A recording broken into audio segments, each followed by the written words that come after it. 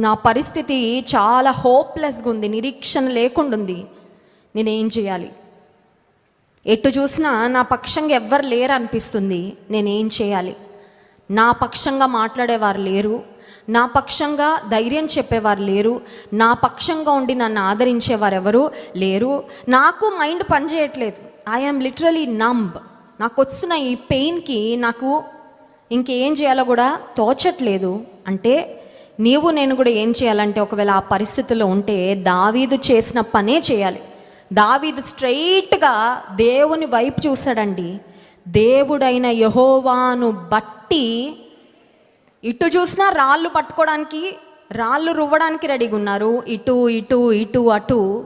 He was surrounded with people who were trying to take his life.